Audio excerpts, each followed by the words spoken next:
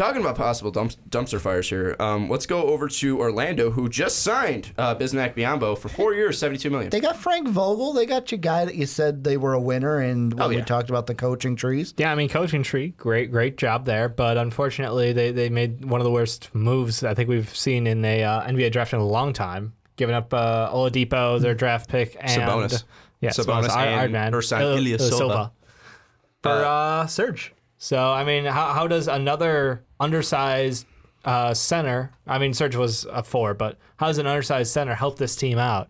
I don't know. I mean, so you're going to have Bismack, you're going to have Nikola Vucevic, you're going to have Serge Ibaka, you're going to have Aaron Gordon, who could play 3 or 4. I mean, it's a very crowded front court. Where's this offense coming from? Yeah. Where's this goddamn offense? Because Bismack's a defensive player. Serge is a decent shooter, but he's not going to be a scorer for you. Vucevic is decent on the block, and I think he could kind of stretch the floor a little bit to 15 feet. They'll get offense next year. I mean, the thing is it wait for next year thing? Well, the thing we talked about with Frank Vogel when we said, he's coming over to Orlando is, what was the one thing we said he needed in Orlando? A big who he can mold defensively because he's a defensive coach. So he went out there and said, fuck it, we're going to do this to get this and that. Am I saying they're the smart moves? No, they're not the smart moves. But he went out and got some guys that he can mold defensively to build a defensive team, it looks like. And they brought Fournier back, too. They re-signed him. So you're going to have Vucevic, Fournier. That's probably your starting five is going to be Elfrid Payton at the 1. You're going to have Fournier at the 2. You're going to have Vucevic at the 5. You're probably going to have Serge at the 4 if you're going to go out and draft, trade him there. And I mean, small forward, you can either put, if you really believe in him, you could put Aaron Gordon at the 4 there, or you could even go and put Mario Hezonja at the 4. I'm sorry, at the 3. Yeah. I mean, that doesn't scream like a playoff contender. Hezonja is the key for this team. And the reason I say that is not like a make the playoffs, not make the playoffs, but this is a year. Yeah, this is the year you need to show improvement, man. Oladipo's no longer there. You can take the 2 guard, or because the one thing coming out, we're like, he could play the 1 or the 2, but he's really a 2 guard. So I don't really buy him as a point. He can take that kind of mantra, and we can say, hey, you're the guy now. There's no one in front of you. Show us what you got.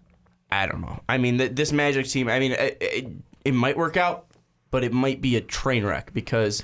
But it's only year 1 of a Vogel tenure. But you're going to be signing Bismack Biyombo for $72 million, and most likely he's going to be playing on the bench the first year. Toss it up there. In a year, guys will be coming in grabbing $20 million a year, $22 million, $24 million for starters. Mm-hmm. So I mean, there's no telling. Like this contract. It looks a little outrageous. Yeah, absolutely. I mean, my big thing is like, look, it wasn't even a straight up like need for you guys. You have a center already. So you're signing this guy to play like a split role between, Serge Ibaka and Vucevic. So it's like, I don't buy it. I think that you had other needs you could have addressed. It's great you brought back Evan, but I mean, you guys should have gone out and got some depth elsewhere. Yeah, I mean, looking at this, does this make Orlando a playoff team? Because, I mean, they were about 9 games out. I can just outright say no. You don't think they're going to I think losing Oladipo and picking up Bismack Biyombo and Serge does not make you a better team. Ricky, what about you? At best, they stay exactly where they were, just kind of... Do you think they would fall? No, I think they're going to stick about, what are they at, 35 wins? Well, yeah, 35 wins, but the way Ricky said it was just, they'll stick exactly where they go. They'll be out of the playoffs, but they'll be 2 teams better than them. I mean, they needed to, the big thing is the development of that backcourt. If those guys can take a step this year, I'll be happy and I'll be impressed because what I saw in the limited time for Hezonja was not a ton. I think everybody had high expectations where he was drafted. We thought he would come out and absolutely knock down shots, but it was just a little disappointing. So if they can develop Elfrid Payton plus Hezonja to become the future of that team, they've got good pieces around them. Don't get me wrong. It's just like there needs to be some growth time. They need to incubate still, What are they, chickens? Yes, they are chickens. Waiting to hatch here in Orlando. In the post-LeBron James era. That's the game in the East, man. It's how good are you going to be post-LeBron prime. Maybe. Post LeBron. Don't you love the East? Absolutely. It's a hellhole.